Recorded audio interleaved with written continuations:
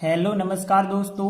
Free digital या study में आपका स्वागत है। आप पढ़ रहे हैं कक्षा 12वीं एनसीईआरटी गणित, जिसमें आप अध्याय 1 संबंध एवं फलन की प्रश्नावली 1.4 के अंतर्गत देखते हैं छठवां क्वेश्चन।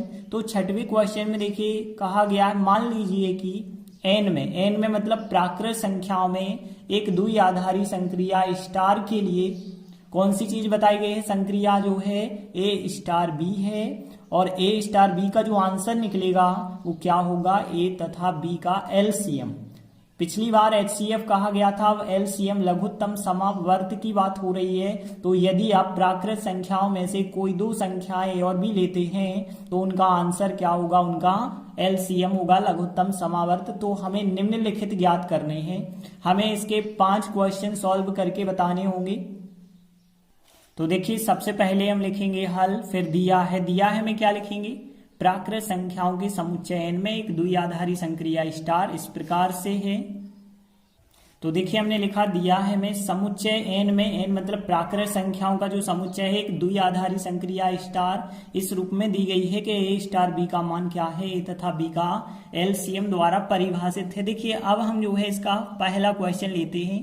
कहा गया है कि 5 स्टार 7 मतलब 5 और 7 का हमें संक्रिया लगा के मान ज्ञात करना है।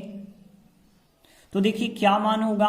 देखिए जब हमें पता है ए स्टार बी का मतलब ए तथा बी का एलसीएम, तो 5 स्टार 7 का मतलब होगा कि 5 तथा 7 का एलसीएम, 5 तथा 7 का एलसीएम। अब देखिए एलसीएम तो आपको पता होगा। एलसीएम देखिए कैसे अब निकाला जाता है, यहाँ पे ध्यान देना। देखिए 5 और 7 का एलसीएम यदि आपको निकालना है तो आपको लिखना है 5 गुणे 7। इन दोनों में कॉमन क्या है? कुछ भी नहीं आता। 5 7 में कॉमन आप कुछ भी नहीं निकाल सकते, एक होगा कॉमन, और इसे आप सॉल्व करेंगे तो 35 आंसर आएगा। तो इनका जो एलसीएम होगा कितना हो जाएगा? 35 हो जाएगा। अब देखिए यदि कहा गया है 20 स्टार 16 का मान भी याद करना है, तो हमने यहीं पे लिखा तथा 20 स्टार 16 का हम मान निकालेंगे तो क्या होगा? देखिए 20 स्टार 16 का मतलब है कि 20 तथा 16 का एलसीएम। अब देखिए इस बार जो है 20 और 16 का हमें एलसीएम निकालना है तो क्या होगा? देखिए एलसीएम जब भी आप निकालते हैं तो ध्यान देना, जैसे हमें 20 और 16 का निकालना है तो 20 गुणे 16 लिखा, लेकिन यदि हम देखें 16 और 20 में कॉमन जो है 4 है, क्योंकि 4 का भाग दोनों में जाता है तो कॉमन से हम डिवाइड कर देते हैं। तो देखिए 20 गुणे 16, जिन भी संख्याओं का हमें निकालना होता है वो दो संख्याएं आप गुणा में लिखेंगे और बटे में जो उनमें कॉमन है वो लिख देना। तो 4 पंचे 20 आप कर देंगे और 16 पंचे 80 हो जाएगा इनका एलसीएम। तो देखिए एलसीएम आप जब भी बड़ी से बड़ी संख्याओं का निकालें तो इस विधि का प्रयोग करें, आपको ज्यादा आसानी होगी। तो देखिए 5 स्टार 7 का मान 35 और 20 स्टार 16 का मान 80 हो जाएगा। तो पहला सवाल हमारा सॉल्व हो गया। अब हमें सेकंड सवाल करना है क्रम विनिमय के बारे में। तो देखिए क्रम विनिमय के लिए कौन सा नियम होता था?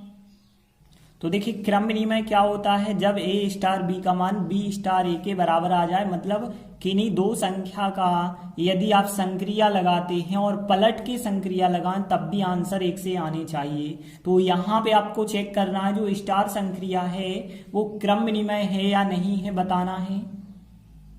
तो देखिए यदि हम बात करें, देखिए यहीं पे यदि हम देखें 5 स्टार 7 किया मतलब 5 7 का एलसीएम 35। यदि हमने पलट के कहा होता 7 स्टार 5 तो 7 5 का एलसीएम 35 ही होता।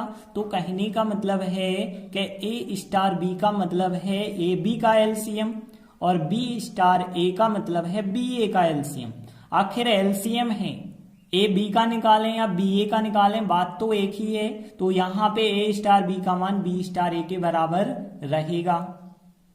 तो देखिए हमने लिखा यहाँ एन में मतलब प्राकृत संख्याओं के समुच्चय में ए स्टार बी का मान बी स्टार ए के बिल्कुल बराबर है। जैसे हम एग्जाम्पल भी दे सकते हैं, जैसे हमने यहाँ पे मान के चलिए 4 स्टार 6 किया तो 4 स्टार 6 का मतलब होगा 4 तथा 6 का एलसीएम। देखिए कुछ भी आप एग्जाम्पल ले सकते थे। अब देखिए 4 और 6 का जो आप एलसीएम निकालेंगे तो देखिए एलसीएम देखिए 4 गुणे 6 करना आप, और बटे क्या करना, दोनों में कॉमन कितना है, 2 है, और यदि आप इसे काट देते हैं तो 4 3 12 आ जाएगा इनका एलसीएम।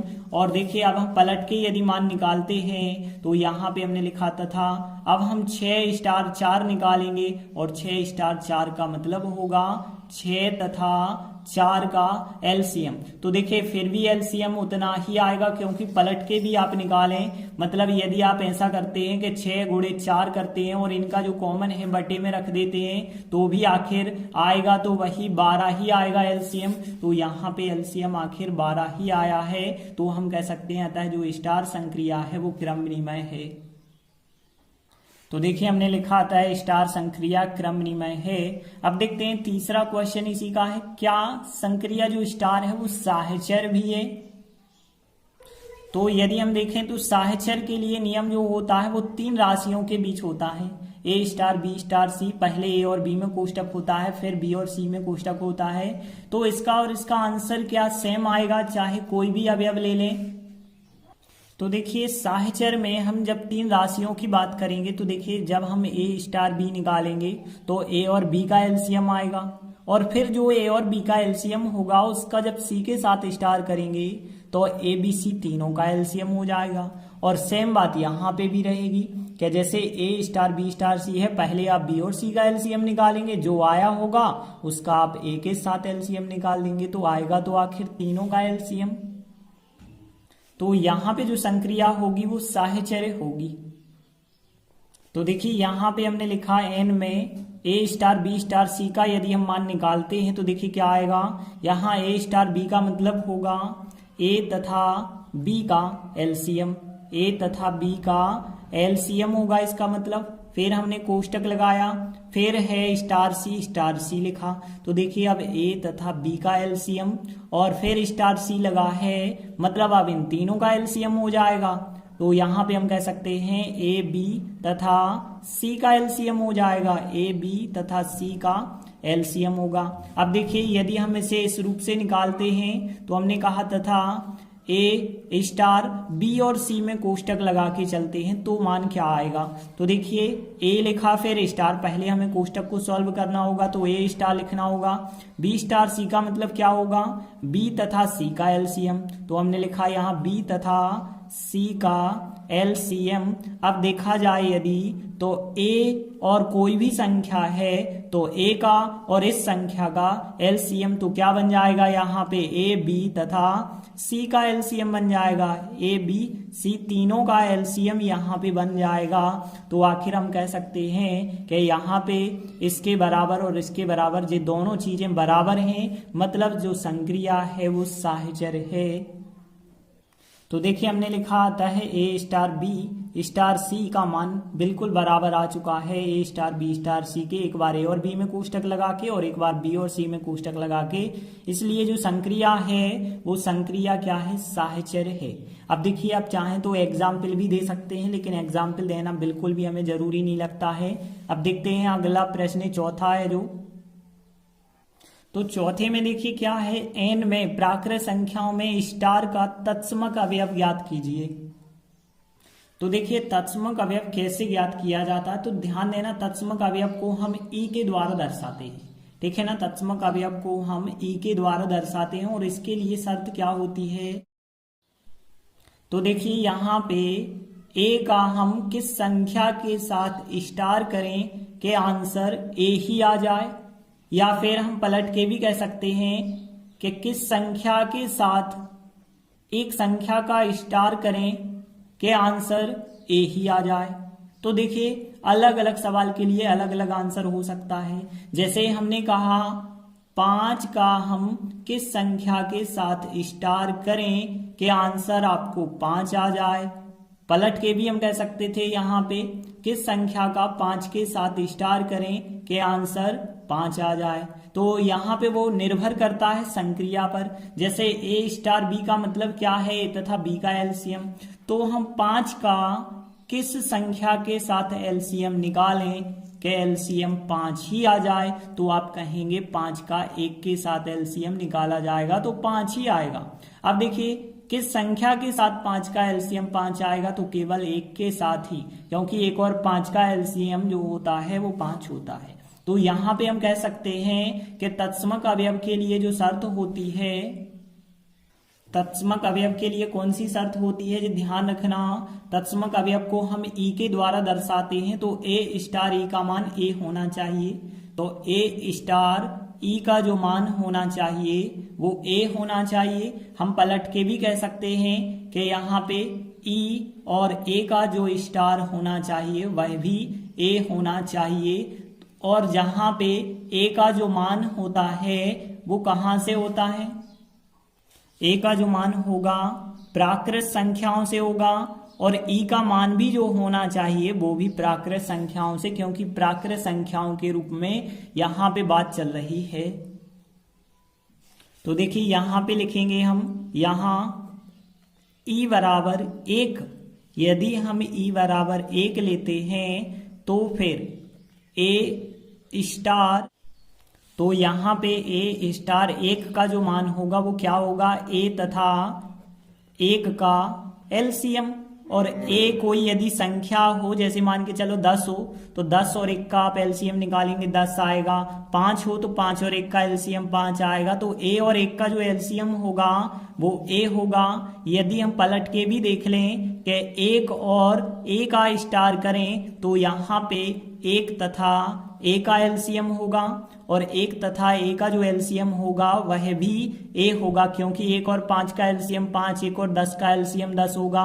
तो यहां से बात स्पष्ट होती है कि ए स्टार ई का मान ए कब होता है, जब ई का मान 1 लिया जाए। तो हम कहेंगे अतः स्टार संक्रिया जो है उसमें तत्समक अवयव जो ई है उसका मान 1 है। तो यहाँ पे हमने लिखा आता है एन में, मतलब प्राकृत संख्याओं में स्टार संक्रिया का तत्समक अवयव ई बराबर 1 है। अब देखिए इसी का 5वां है कि एन में कौन कौन से अवयव स्टार संक्रिया के लिए व्युत्क्रमणीय होंगे। तो देखिए व्युत्क्रमणीय अवयव कैसे ज्ञात किए जाते हैं, तो इसके लिए जो नियम है वो आप ध्यान देना। देखिए अब आप ई का मान यदि निकाल चुके हैं तभी व्युत्क्रमणीय अवयव निकाला जा सकता है। कहने का मतलब है व्युत्क्रमणीय अवयव के लिए ए और बी 2 व्युत्क्रमणीय अवयव हो सकते हैं यदि ए और बी का जो मान है वो एक तत्समक अवयव हो जाए। पलट के भी हम यही बात कह सकते हैं कि यदि बी और ए 2 अवयव व्युत्क्रमणीय हैं तो उन दोनों की संक्रिया का मान जो होना चाहिए वो तत्समक अवयव ई होना चाहिए। और ई का मान आपके पास कितना है, 1 है। तो कहने का अर्थ है ए और बी ऐसी 2 संख्याएं लेना है आपको, ताकि उनकी संक्रिया लगाने पर आपको आंसर कितना मिल जाए, 1 मिल जाए। जैसे कि आप देखिए, जैसे हमने कहा 2 और 2 का यदि आप संक्रिया लगा करके मान निकालेंगे तो देखिए 2 संक्रिया 2 का मतलब क्या होगा, जब आपको पता है ए संक्रिया बी का मतलब है ए तथा बी का एलसीएम, तो यहाँ 2 और 2 का एलसीएम 2 आएगा। लेकिन हमें आंसर चाहिए 1, 2 आंसर नहीं चाहिए। और एक आंसर कब मिल सकता है, जब हम एक संक्रिया 1 करें, 1 स्टार 1 करेंगे तो 1 और 1 का एलसीएम आपको 1 मिलेगा। तो कहने का अर्थ है कि ए का मान आपको 1 लेना पड़ेगा, बी का मान 1 लेना पड़ेगा, तभी आपको तत्समक अवयव आंसर के रूप में प्राप्त हो सकता है।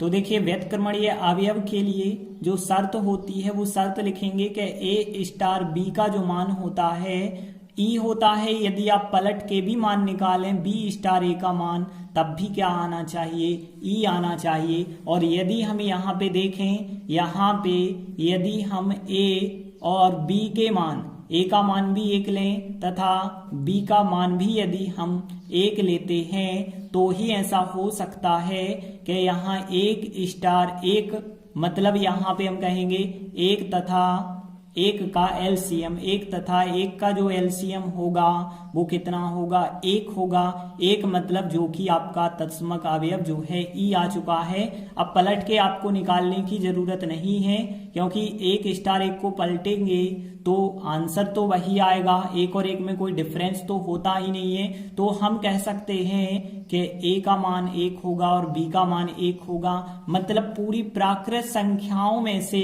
केवल एक ही ऐसा अंक है जिसके लिए जो है व्युत्क्रमणीय संक्रिया हो सकती है।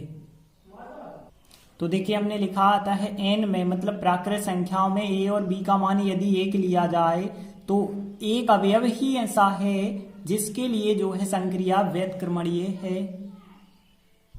तो फिर आप कह सकते हैं इसलिए व्युत्क्रमणीय अवयव केवल 1 है। तो इस प्रकार से हमने प्रश्न 6 के अंतर्गत 5 सवालों को किया। आगे के वीडियो में हम आगे के सवाल करेंगे। धन्यवाद।